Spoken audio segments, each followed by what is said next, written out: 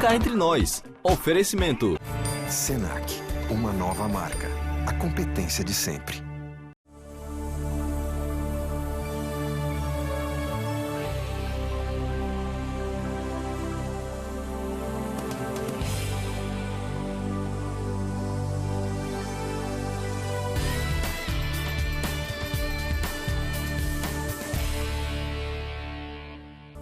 Olá, o Cá Entre Nós está no ar pelo canal 27 da NET Digital e também simultaneamente online pelo nosso site na internet. Hoje teremos o prazer de entrevistar o regente titular da Orquestra Sinfônica da Paraíba, Luiz Carlos Durier. Naturalmente, tudo isso será revisto, o nível é importante e nós vamos trazer para a Paraíba e principalmente dar a oportunidade universal a que os paraibanos, que as pessoas dos estados vizinhos, que os brasileiros possam concursar para fazer parte dessa orquestra. Não saiam daí que a gente volta já.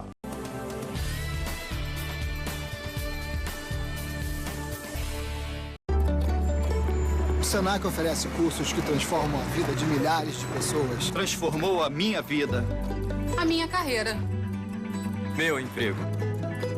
Nós ajudamos o Brasil a se transformar também e conquistar seu espaço no mundo. O Senac também se transforma todos os dias para continuar transformando a vida de milhares de brasileiros como nós. Senac, uma nova marca. A competência de sempre.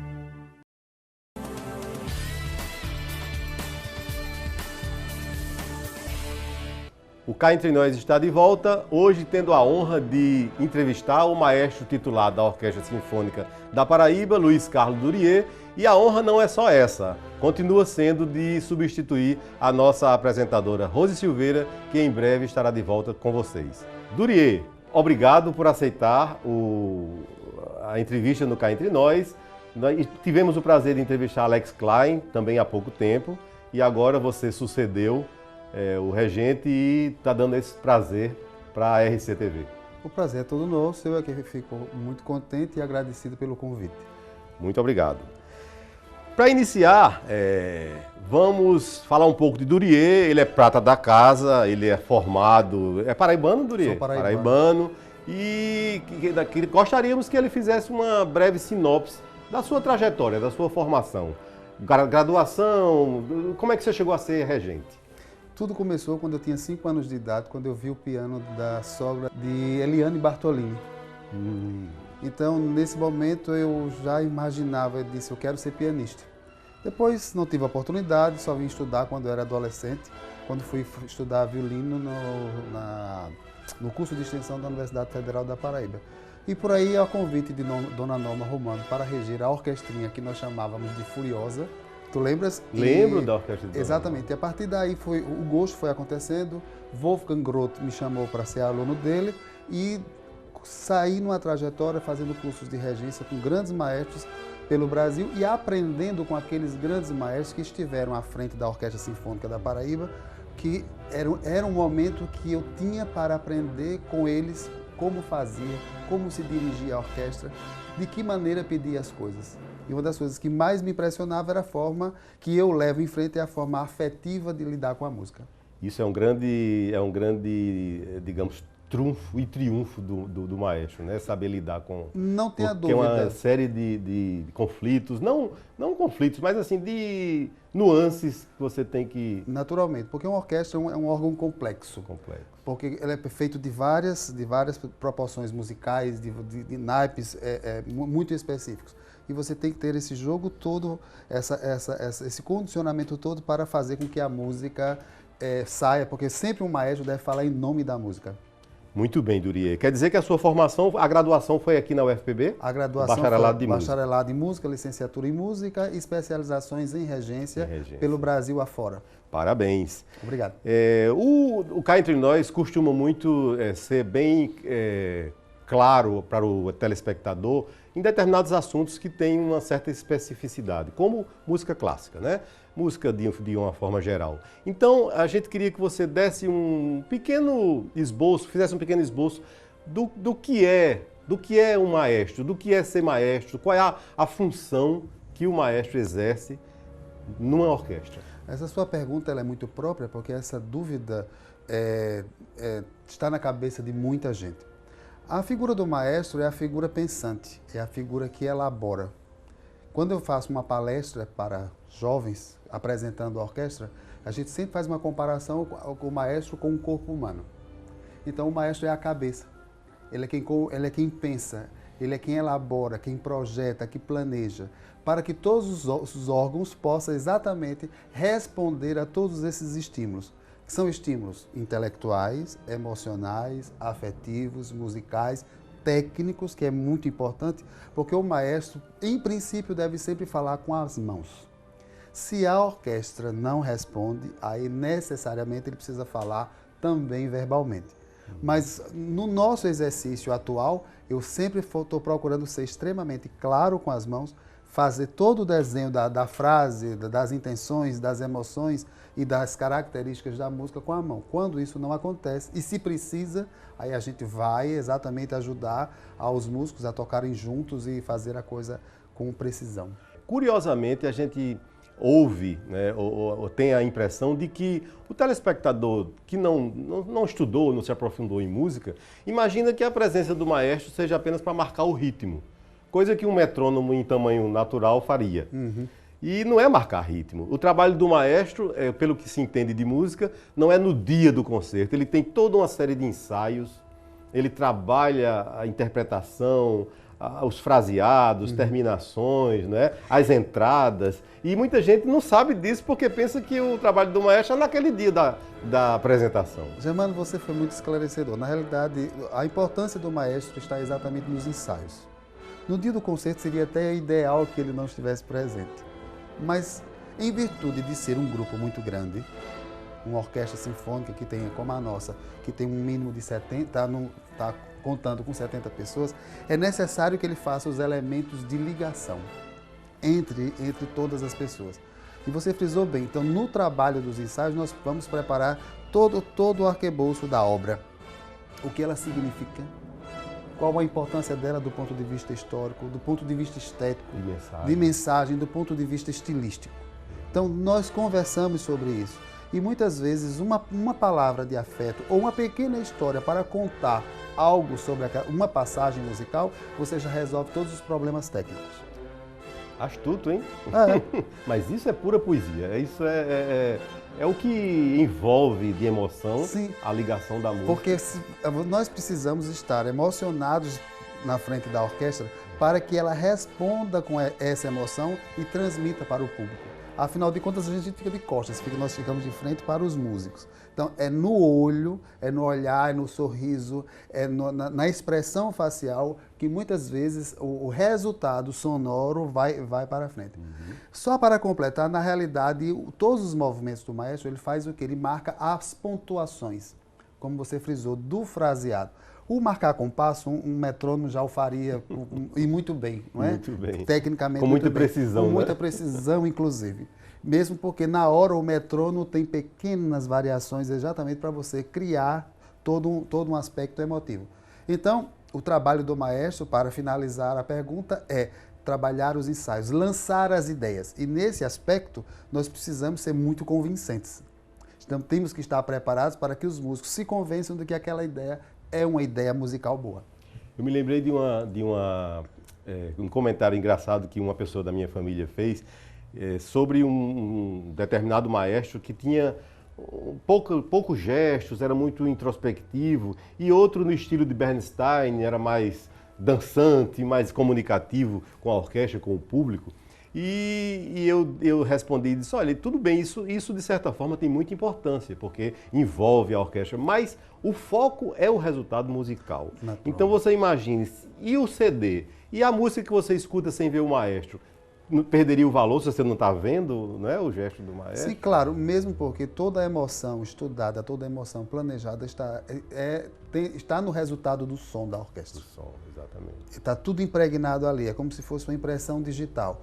Ser introspectivo ou ser expansivo, isso é da personalidade do regente, mas isso muitas das vezes é necessário frisar e esclarecer que isso é determinado pela música.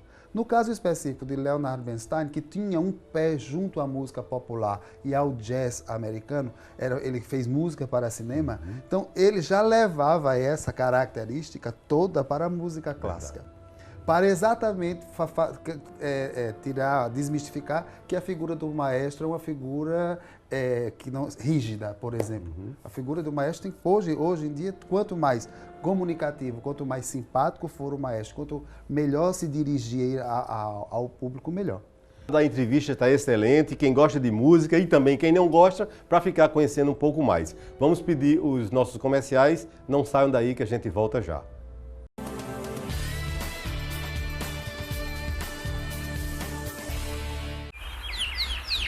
Pense no verde no ponto oriental. Águas mornas e um grande e lindo litoral. A cidade cresce pra vida melhorar. Com orgulho, João Pessoa é meu lugar. João Pessoa é o meu lugar.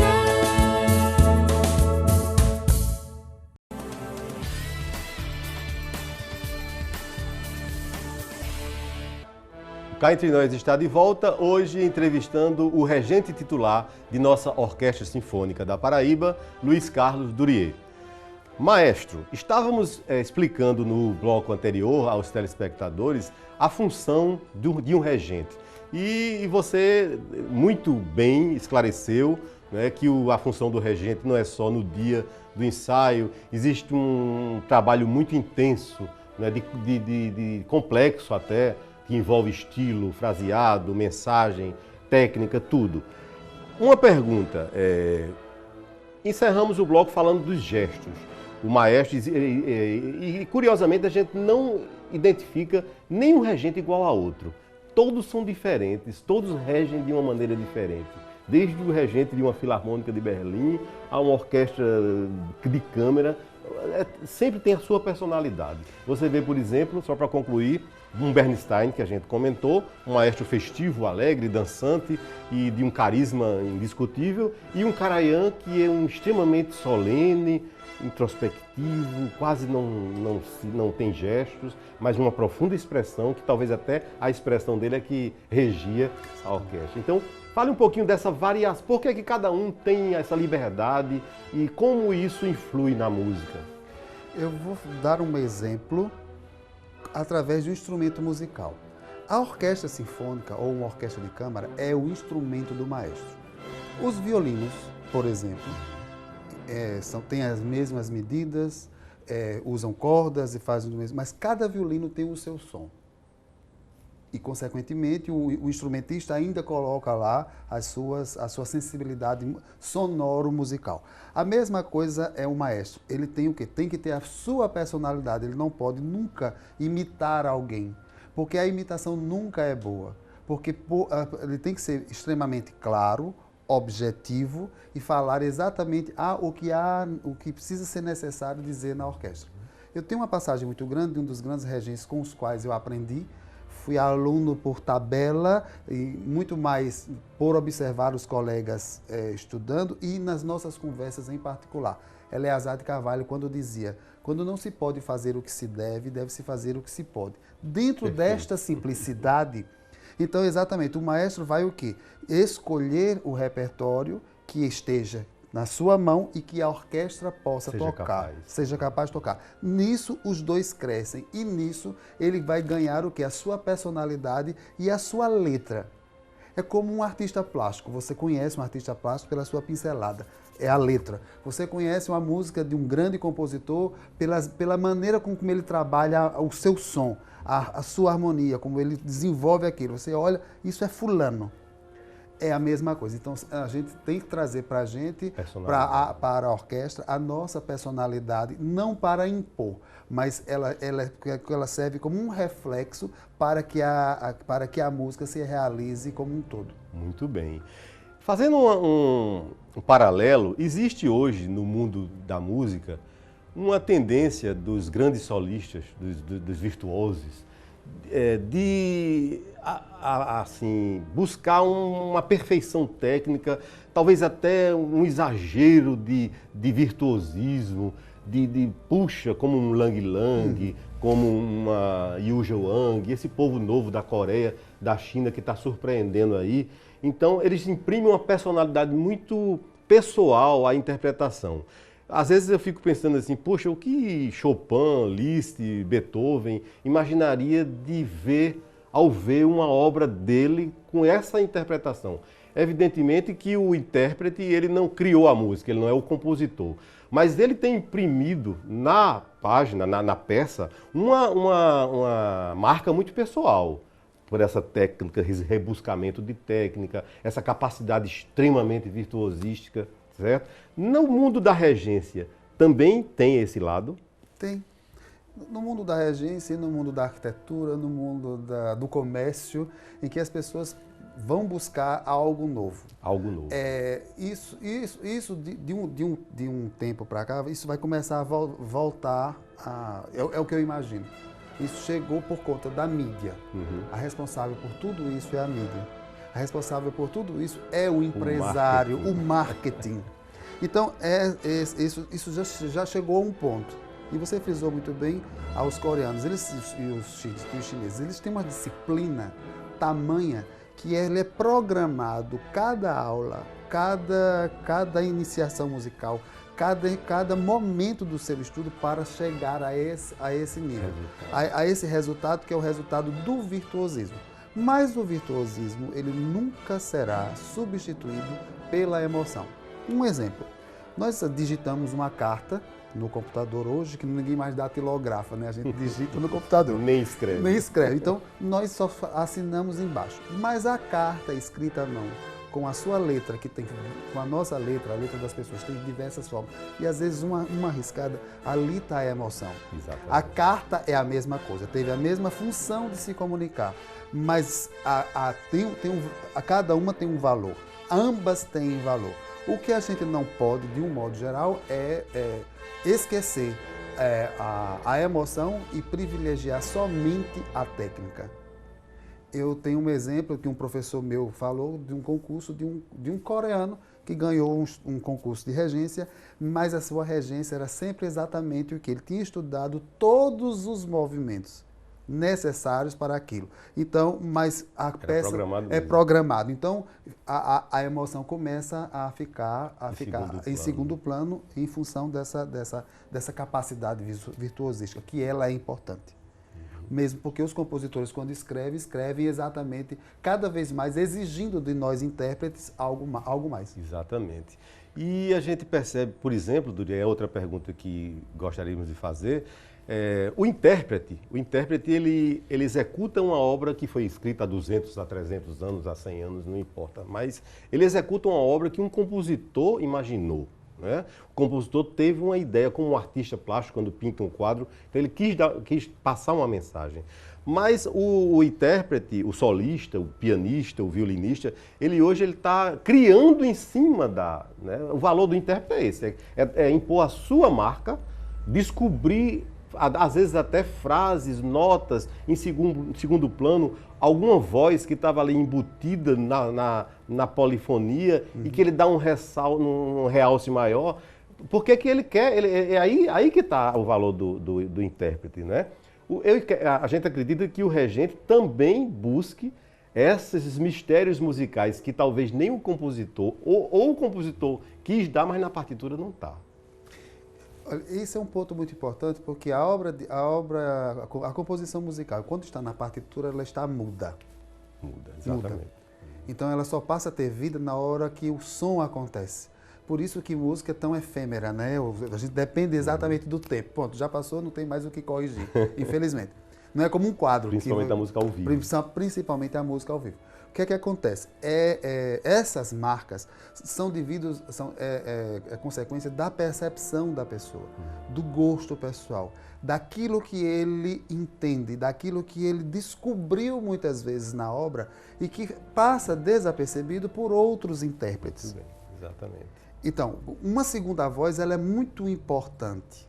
Num plano sonoro de uma sinfonia, de uma sonata para piano, está ali a voz principal, então tem a voz secundária, a voz ternária e tem a pontuação. Muitas vezes o caráter está na pontuação rítmica e na pontuação harmônica e não na melodia. Exatamente. Então, aí vem daquilo que a gente falou anteriormente, da complexidade de tudo isso, de você realizar tudo isso junto. Então, essas marcas, elas são pessoais, elas são importantes. Por exemplo, eu já regi uma obra, determinada obra, uma vez, uma segunda vez, uma terceira e uma quarta. Na quarta, eu penso, nossa, isso aqui estava e eu não vi. Por quê? Nós precisamos, essas coisas só vêm com a experiência. Quando você diz assim, um grande solista, ele é grande porque ele vivenciou uma vida inteira de trabalho, de interpretações, de muito estudo, de muita reflexão, aí ele se torna um grande. Mas ele é grande no sentido de que ele é capaz de ter uma percepção maior, não que ele é melhor ou maior do que os outros. A grandeza dele, de um intérprete, é exatamente na forma da capacidade dele olhar uma partitura e, nossa, tem tudo isso aqui e ser capaz de realizar tudo ou quase tudo. Muito bem, Durier. O telespectador já deve ter percebido claramente que você entende de música. Não saiam daí que a gente volta já. Vamos pedir os nossos comerciais.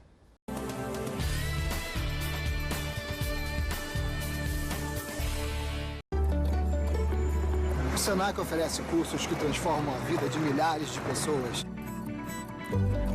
Transformou a minha vida. A minha carreira. Meu emprego. Nós ajudamos o Brasil a se transformar também. A mudar para melhor. E conquistar seu espaço no mundo. O Brasil de hoje está bem diferente. O Senac também se transforma todos os dias. Para continuar transformando a vida de milhares de brasileiros como nós. Senac, uma nova marca. A competência de sempre.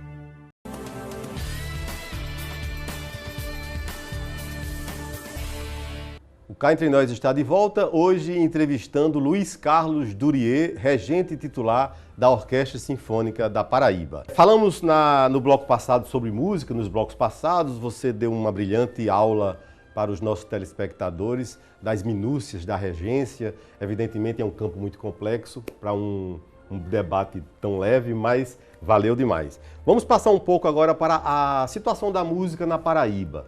Nós tivemos um governo de Tarcísio Buriti que foi brilhante na época, né? Deu um grande impulso à Orquestra Sinfônica, os festivais internacionais, construiu o espaço cultural, mas isso por questões políticas ou administrativas, isso houve um período meio apático, o espaço cultural ficou sem manutenção, a orquestra meio sem apoio, e agora a gente está sentindo que esse movimento está voltando, com o espaço cultural recuperado, a orquestra com sala de ensaio própria, teatro novinho, isso deve estimular muito o meio musical. Fale um pouco dessa nova conjuntura, desse renascimento da música erudita na Paraíba. Primeiro, nós estamos muito felizes com a recuperação do espaço cultural, com a nossa sala, porque é muito importante que uma orquestra tenha a sua sala de concertos. Na realidade, do ponto de vista histórico, os governos têm demandas. Eles têm prioridades na cabeça dele, diante da sua formação e que ele entende como prioridade. E esse fato de altos e baixos que aconteceu na Orquestra Sinfônica da Paraíba não é um privilégio só dela. Isso acontece no Brasil inteiro. Talvez até no mundo, né? No mundo todo. As grandes orquestras que sobreviveram, elas sobreviveram muito mais por conta da mídia, de novo. E da iniciativa privada. Da iniciativa privada, principalmente da mídia fonográfica. Elas foram as responsáveis por isso. Mas essa crise relacionadas a orquestras, as suas existências, elas são importantes. Uma cidade que tem uma orquestra sinfônica, que tem uma banda de música, que tem uma orquestra de câmara, é uma cidade privilegiada. Completa. Exatamente. Por quê? Porque significa o quê? Que essa cidade respira áreas culturais de um modo geral. Então, nós estamos realmente muito felizes, estamos encontrando apoio, estamos planejando ainda crescer, favorecendo o quê? que a Orquestra Sinfônica se torne o sonho dos jovens que continuam estudando ou que estão iniciando a estudar. A Orquestra Sinfônica da Paraíba significou para mim, na época de quando eu comecei a estudar, o meu grande sonho. Eu vou estar tocando nela. E a vida nos proporcionou que hoje eu estivesse à frente dela. Então, essa conjuntura histórica, nós que fazemos a Orquestra Sinfônica, que uma Orquestra Sinfônica é o retrato da vida das pessoas que fazem a Orquestra Sinfônica e de quem está junto. Então, cabe a todos nós, exatamente, mostrar o significado dela, a importância dela, desenvolver ações sociais e que ela desenvolva o seu papel social, principalmente. Muito bem. Porque o que acontecia antigamente, que a erudição era um privilégio de todos. A erudição é a cultura geral e que deve ser um privilégio de toda a população. E nós estamos trabalhando para isso. Muito bem. Por falar em erudição, existe uma certa divisão de opiniões, uma certa polêmica na escolha de um repertório de uma orquestra sinfônica. Veja só, a Paraíba tem, João Pessoa especialmente, um público seleto, um público que gosta de música clássica. A gente vê as plateias com crianças, com gente que vai ali porque gosta de música, né?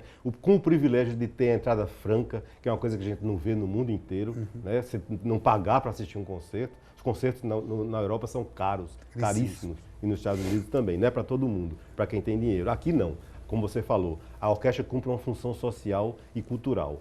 Mas, por outro lado, já existem muitos grupos fazendo música popular, grupos de boa qualidade, né, como compositores, como bandas de forró, de música, seja de que for.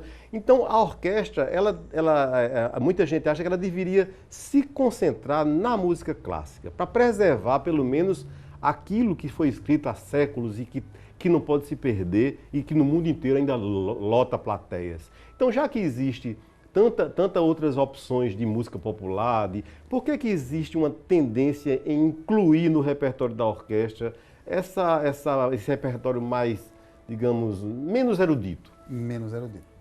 Vamos por parte.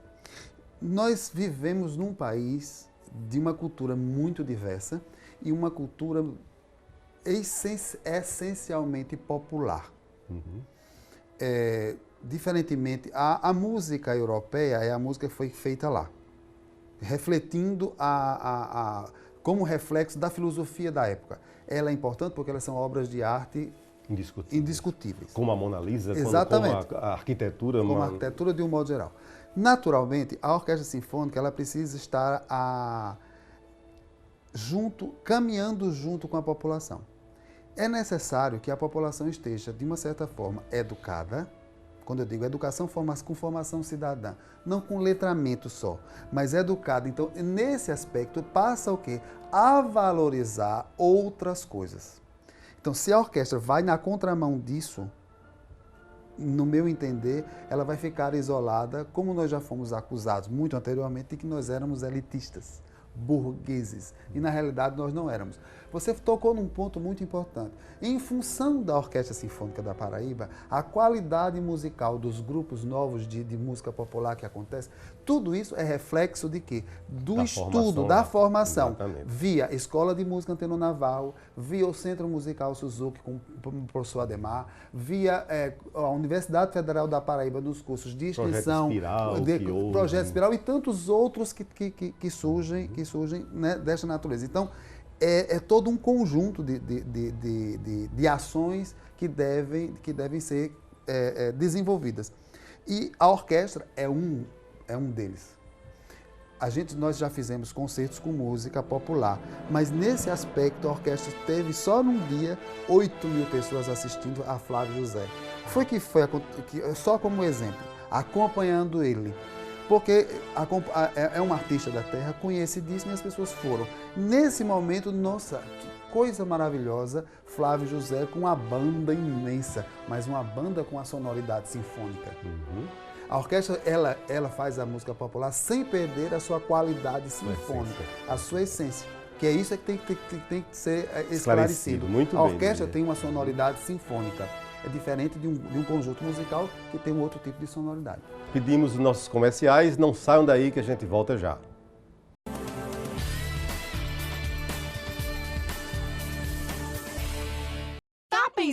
imóvel?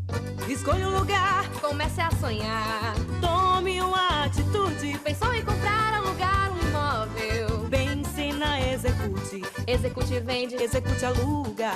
Execute, administra. Se o seu sonho é um imóvel, Execute é a conquista.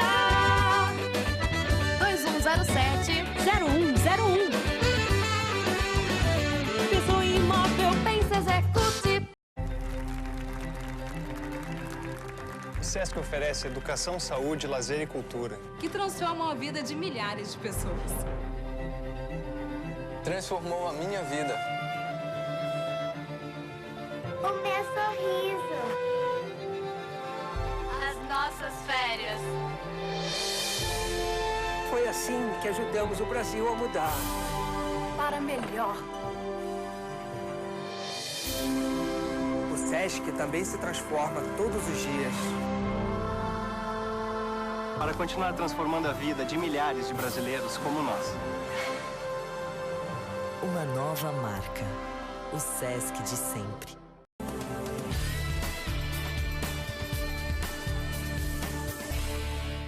O Cá Entre Nós está de volta, entrevistando o regente titular da Orquestra Sinfônica da Paraíba, Luiz Carlos Durier.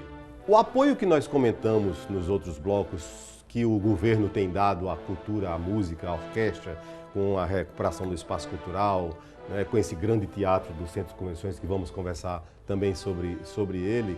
Mas a gente sabe que uma orquestra ela precisa de outro tipo de apoio. As partituras têm que ser de boa qualidade, e há algumas queixas de músicos que às vezes elas não estão em bom estado, não estão muito legíveis. Os salários também, né, de músicos. Muita gente acha que músico trabalha pouco, mas é uma ilusão, porque músico estuda em casa, músico trabalha muito antes de ir para o ensaio, músico tem a manutenção do instrumento que é cara. Então é um profissional diferenciado. Como vai a situação dessa outra parte de apoio logístico e material de pessoal à orquestra? Nós estamos encontrando agora uma compreensão de... Até que eu gostaria de completar, em relação também aos estados vizinhos, Rio Grande do Norte, Pernambuco, a Paraíba vai bem, o que é que falta? Nós temos uma situação musical diferenciada, porque os músicos da Paraíba, eles quando cobram essas melhorias, é porque são pessoas que têm uma referência musical acima da média do Nordeste. Então, todos esses fatores que você colocou na pergunta, esses fatores estão sendo conquistados a cada dia.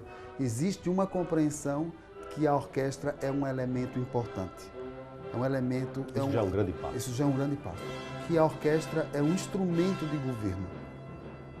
Que a orquestra está sendo convidada e está tendo o privilégio de estar fazendo concertos. E tudo isso passa por um estudo.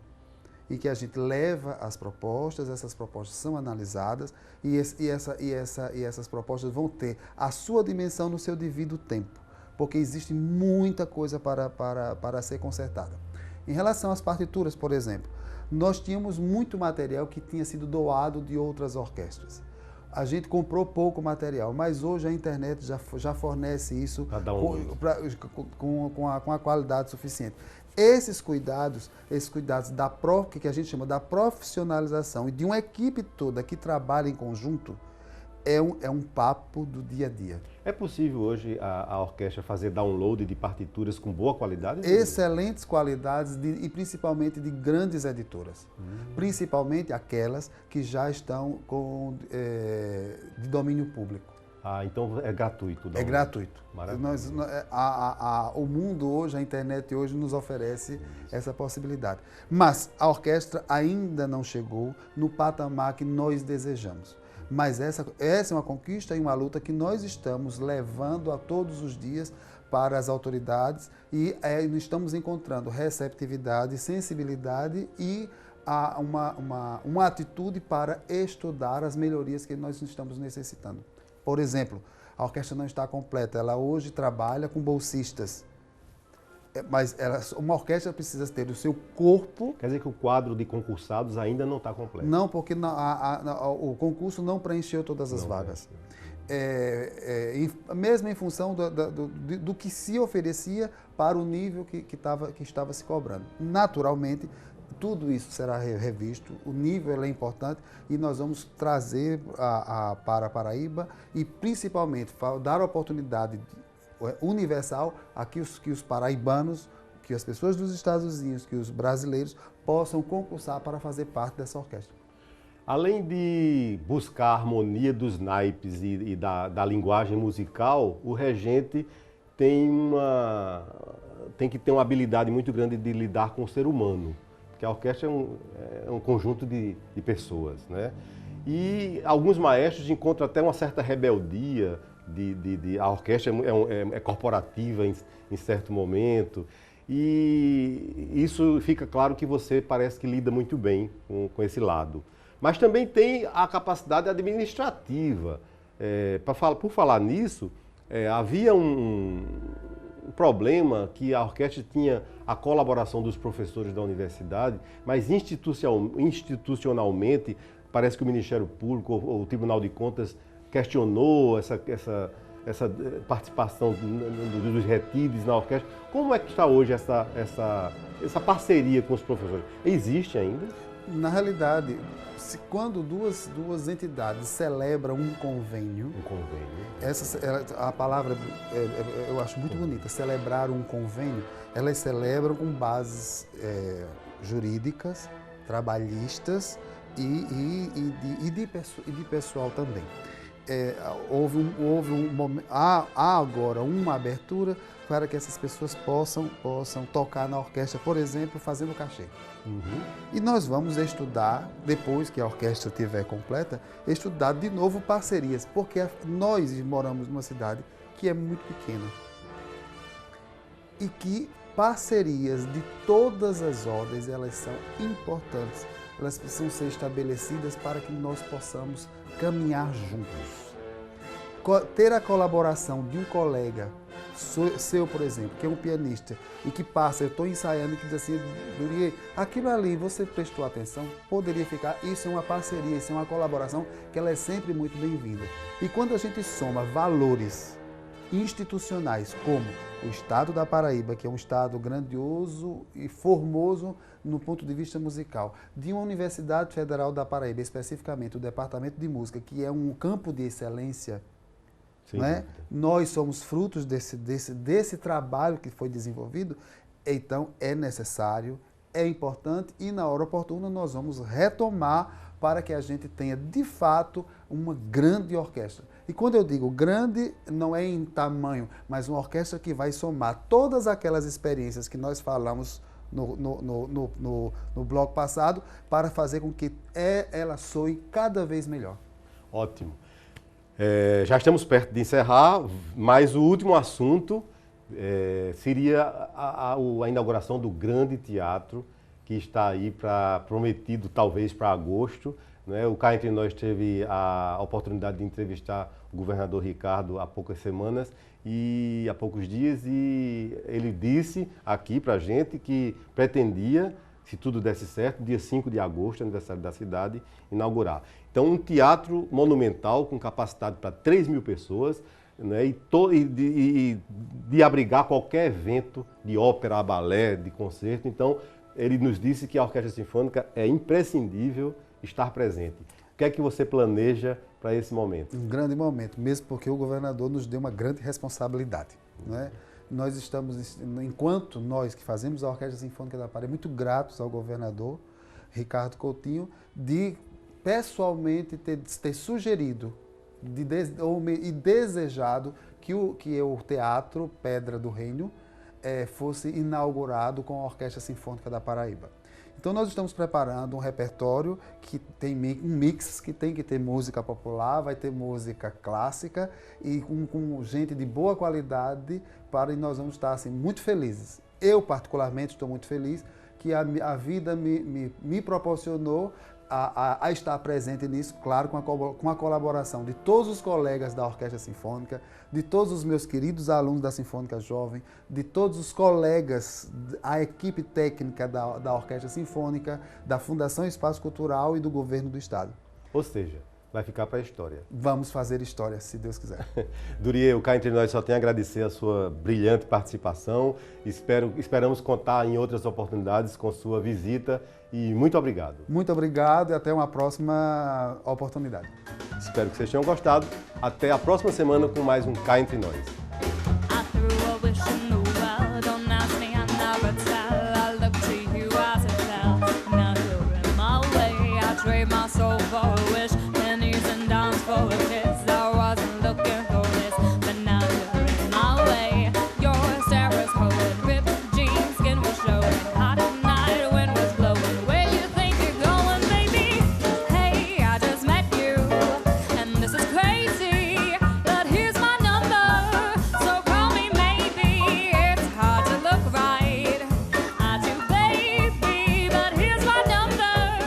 Cá Entre Nós. Oferecimento. Senac, uma nova marca. A competência de sempre.